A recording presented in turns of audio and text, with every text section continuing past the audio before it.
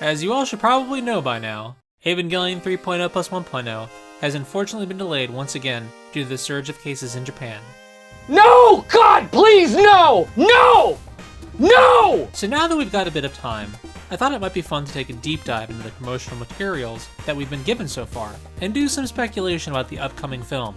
Strap in, because we've got a lot to talk about. We should probably start with Until You Come to Me, which was released in 2014 as part of the Japan Animator Expo.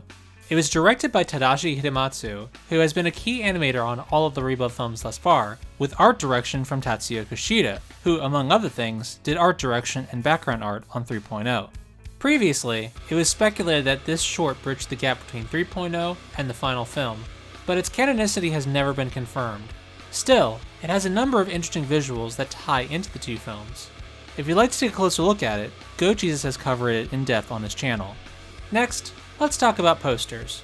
For most people, posters are a key visual in attracting them to see a film, and for 3.0+1.0, they released quite a few. First, in July of 2017, we received two pieces by the aforementioned Tatsuya Kushida. The first was a roughly produced concept that hooked into the finale of 3.0, which was quickly replaced with a more refined version, which would serve as the key visual for Evangelion 3.0+1.0 for the next 2 years. In July of 2019, in conjunction with the Operation 0706 screening of the film's opening in Paris, they released the first proper poster showing an upward shot of the Eiffel Tower, which factors heavily into the film's opening sequence. In April of 2020, in conjunction with announcing the initial delay of 3.0+1.0, they revealed the second proper poster, showing Shinji standing at a rail crossing in what appears to be a restored city, possibly Tokyo 3. Given how we saw a portion of Paris restored in the film's opening sequence, it's a safe bet that restoring the world will factor into the film's stakes. The other important thing to touch on is the title itself. The English title Thrice Upon a Time is taken from the 1980 science fiction novel of the same name by British writer James P. Hogan. Rather than sending people or objects through time, the story is concerned with sending messages or information. Evangelion is full of references to other classic Western science fiction. Sometimes the references are significant, and sometimes they're just superficial. It's unlikely. I doubt Ono would so obviously give away the stakes of the film. But what if time travel factors into the story? What if the key stake in this film is Vile sending something important back to alter the course of human history? The Wunder does control gravity, and it's mentioned that it has space-time control. Not to mention fans have mused over quantum mechanics in Evangelion for years. If some form of time travel is involved, what does it mean when the preceding film's title was You Cannot Redo? Not to mention Fuyutsuki's comments about how time can't be reversed. Most likely, it's merely a play on words, referring to the third time Ono and crew have produced an ending to Evangelion's story. In December, we got another two posters. The first, by Mahiro Maeda, was displayed at the private screenings following the wrap on production. The art is stylistically unfinished, but we can clearly see a smiling Shinji in the foreground. Then moving back towards Unit 1, we see Asuka, and then two figures that have been suggested to be Gendo and Yui, but I don't think it's detailed enough to say for certain, and then we see a bunch of other figures in limited detail. People have described this picture as being a picnic on a beach, and spiritual or thematic as opposed to being canon or in continuity. After all, not every piece of official Evangelion art is in continuity. Far from it. However, days later, we got another, proper film poster depicting the 5 pilots, and once again using the beach motif. Given both of these posters, and given how beaches have been used in key scenes in Evangelion, it's likely this is hooking into some sort of positive outcome in the final film, possibly as a counterpoint to the ending of The End of Evangelion, which is often looked at as a bleak ending of despair. It may also complete the thread that is Shinji's statement that he'll never laugh again.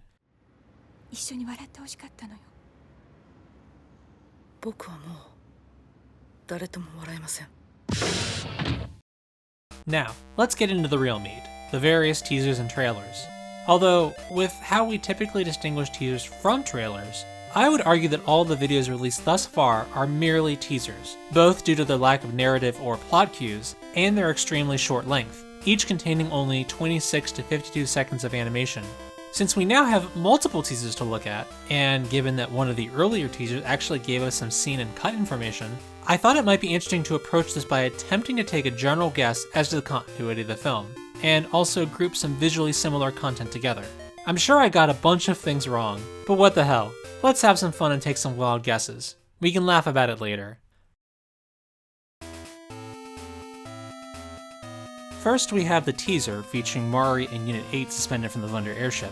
This was deliberately chosen because it's a key visual from the opening that was screened as part of Operation 0706.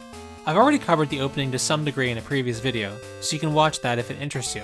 To summarize, the opening featured an operation in Paris where Unit 8 fought some NERV Ava units, and Vile restored a portion of Paris to gain access to Euro NERV.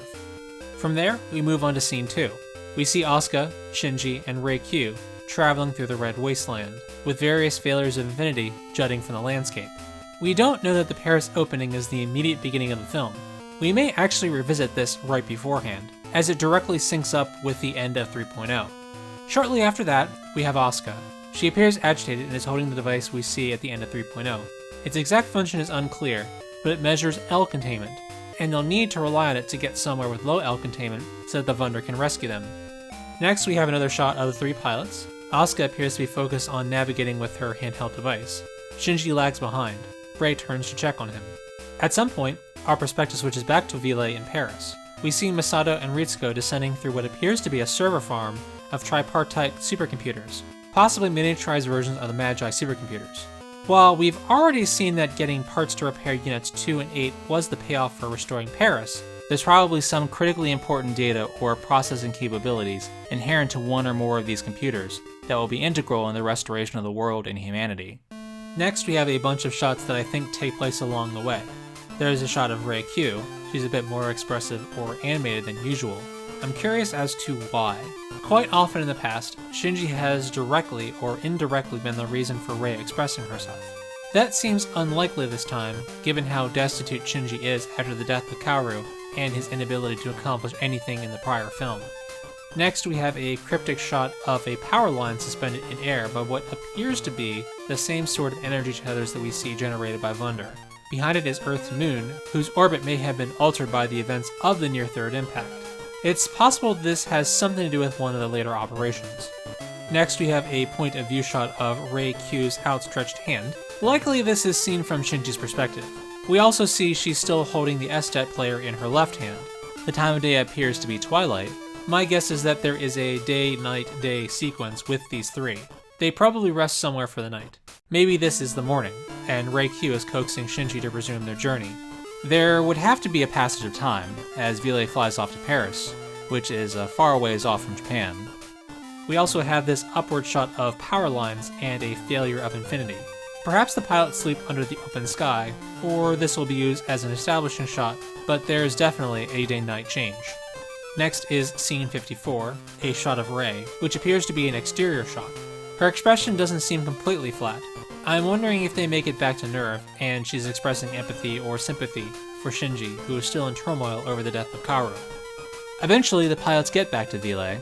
We have what appears to be another Shinji POV shot, looking up at Sakura Suzuhara, that is referencing back to when he first woke up aboard the Wunder.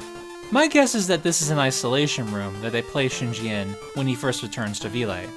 We also have a reverse shot of Shinji opening his eyes. There's very little to place it in an environment, so my first thought was that this was related to the previous shot, but there's something about the angle and the way his hair lays that gives me the impression that he isn't laying down like he would have been. Now, this POV shot of someone at Vile eating a meal has my curiosity piqued.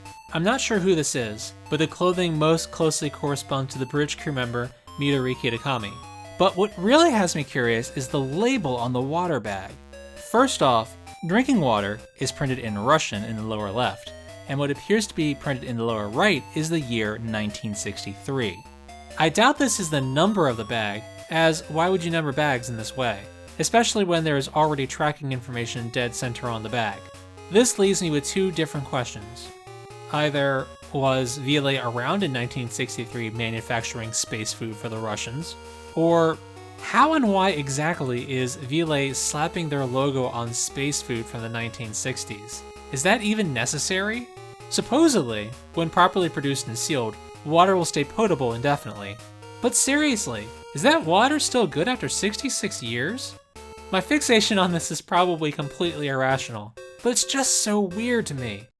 Also, if anyone out there is a wizard with barcodes and wants to see if there's an Easter egg hidden in the barcode or number associated with it, let me know, because this seems like the perfect place to hide something in plain sight.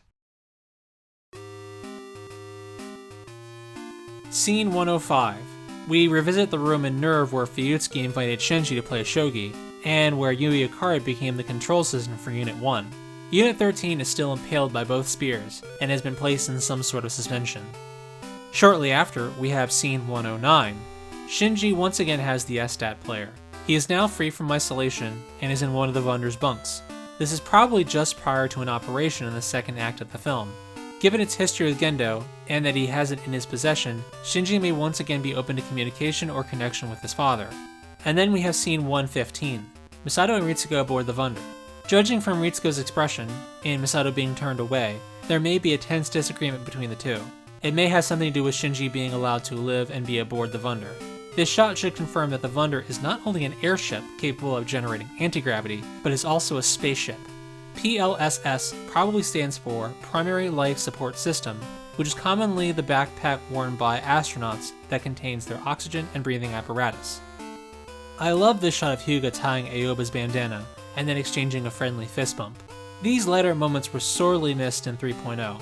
They're attired differently than the suits in the opening, so I think this corresponds with an operation in the second act. Here we have our new RGB plug suits. Aside from some very obvious jokes about the prevalence of RGB components in home PC builds, rainbows are symbolic of Judeo-Christian lore, and we see a number of them throughout the Rebuild films. Scene 134.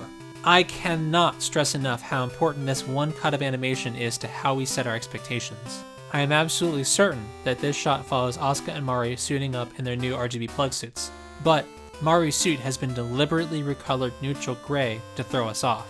Granted, they showed us why in subsequent trailers, but it's evidence of alteration so as not to give too much away, or to deliberately throw us off.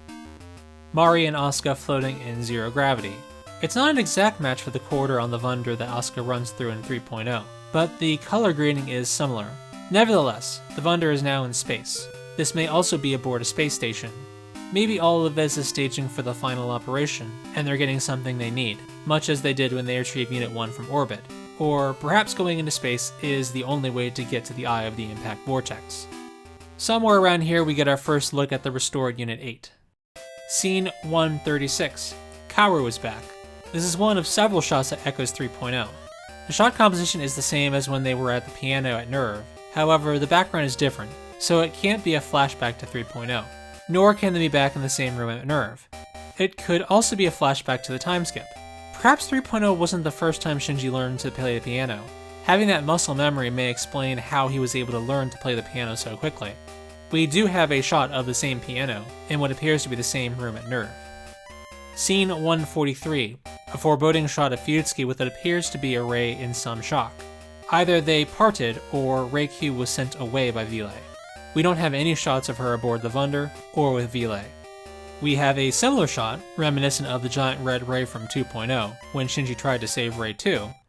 Maybe Rei-Q just becomes another giant succubus like in End of Evangelion. I doubt this is a flashback to 2.0 because of the extreme closeness of the shot, but to contrast 2.0, her eyes are now open. We have another similar shot of Rei, upside down in a tank of LCL, in an apparent state of flux. There's an umbilical, for unknown purposes. Maybe she's being readjusted somehow, possibly to force her to pilot Mark 10. At some point, Mark 10 makes an appearance. There's a definite through line from Unit 0 to Mark 9 to Mark 10, so my guess is it's piloted by Rei-Q, or Rei-Q after having been readjusted. Something about how Mark 10 comes in a frame, upside down, makes me think it's from when they're in space in the second act. Alternatively, the Wunder is somehow upside down. We also have a shot of Ritsuko yelling out an order on the Wunder bridge. And we have a close reaction shot of Midori Kitakami freaking out. Next we have a bunch of shots with a similar red background. I'm not sure if these are from the second or third act. We have a close shot of Misato along with a shot of one of her reoccurring visual motifs where she crosses one of her arms over herself. From the way she's lit from the front, perhaps she's addressing Shinji, who we see on a similar background, but lit from the back. And then we have another shot of Shinji with different lighting, angle, and shot composition. We also have a shot of Ritsuko, who might also be yelling at Shinji. and we have Gendo lit from the back, on similar background. The question is, how did they all get in the same place? Gendo's visor, and possibly his head, has an apparent gunshot through it. It's reminiscent of when Ritsuko tried to shoot him in the end of Evangelion, and I sincerely hope Gendo isn't a cyborg now the way Keo Lorenz was. Next, we have a bunch of shots of what is the major set piece of the third act. Mari and Asuka in their Evas, which are now fully equipped and dropped into the vortex in the Wunder, using aircraft carriers as shields, which themselves are also shielded. I think it's worth noting here that we don't see the RGB effect on their plug suits except for when they are initially depressurized. In this shot, we begin to see failures of infinity or some sort of mass Eva series flying past them. A similarly dynamic shot of Asuka. Mari tosses Asuka a double-ended buzzsaw or whirligig type weapon. We have what appears to be the black moon above. Perhaps it's what's raining in all of these Eva types. Perhaps they're not failures of infinity, but another mass-produced Evangelion series. Their pale coloring does seem similar to the stockpile of parts we see in 3.0, as well as the Evas we see in the opening. Asuka opens fire with a chain gun. Scene 299. Unit 2 dives into a massive failures of infinity, jettisoning part of its back gear. We have 2 cuts of the Wunder diving into the vortex. This one shot in particular makes the Wunder look like, and some have theorized that, as we have seen before with the unidentified Angel in 2.0, or with Mark 6, that the Wunder airship was created from an angel. We have the appearance of the NERV's anti-Wunder airship, and as a result, we'll have a battle between the 2 airships. Next we have a far shot of what appears to be the Black Moon, which is upright again, falling upon or near Mount Fuji, which is not far from Tokyo 3. There appears to be a shockwave, kicking plumes of red contamination into the air. Perhaps the Black Moon is falling back to the Earth after the film's climax. Next we have a bunch of shots of Kaoru and Shinji battling in Unit 13 and Unit 1 with the spears of Longinus and Cassius. Of all the visuals in the trailers, this was the one that jumped out to everyone. In particular, people question the actual quality of the animation, as well as some of the lighting. Some have theorized that some of these shots were doctored or created specifically for the trailer to throw everyone off. The lighting and passage of time seems off, and the way they are glowing during the daytime suggests that these shots don't take place where or when they appear to be. It's not uncommon for companies to doctor their trailers to subvert expectations, and we have already seen one such example of altered footage with Mari's plug suit. Or, at face value, perhaps after the world has been restored, with both the airships having been trashed, they remove both units, which were powering the ships, to have some sort of final battle. Or perhaps this is all an unexpected flashback to the time between 2.0 and 3.0 that Shinji doesn't remember. The brainwashing of pilots has already been mentioned at least once in these films already, which will explain why Shinji doesn't remember. Moving on, we have some loose ends to tie up. There's a little debate, but I'm confident that this is in fact Asuka, possibly in flashback for some character development, or at least, I hope. There will be other flashbacks along the way. Here we have a shot of Asuka up on a platform with 3 satellite dishes. It almost looks temporary or improvised in nature. Asuka can be seen wearing her old plug suit. Here we have another flashback of Asuka on an elevated platform, again in her old plug suit. A shot of clear water, either in flashback or after the restoration. We have another Shinji POV shot. Based on their skin tones, and the relationship of this act implies that it's Shinji and Rei. Either Shinji is trying to dress Rei-Q to be more like Rei 2, or this is after the restoration, and they have no need for plug suits, and Rei-Q simply doesn't know how to tie a bow. Maybe they get to go back to school, and just get to be normal kids. Or maybe Rei-Q was Rei 2 all along. 3.0 really leaves you questioning Rei 2's ultimate fate. And I think, at the end, we have this shot of the birds that corresponds with the quantum rays that we see in Episode 1, the end of Evangelion, as well as Evangelion 1.0 and 3.0. I can think of no way more fitting to end this film than with another quantum ray, or an homage to quantum ray. The really wild thing would be as if there is some sort of information time traveling in this film, and in some way they create a loop that syncs up with Beyond Genesis Evangelion. Although, given how things end up in the end of Evangelion, this seems extremely unlikely. Otherwise, the stakes and conflict of this film may seem pointless, as things wound up in a very similar state of desolation.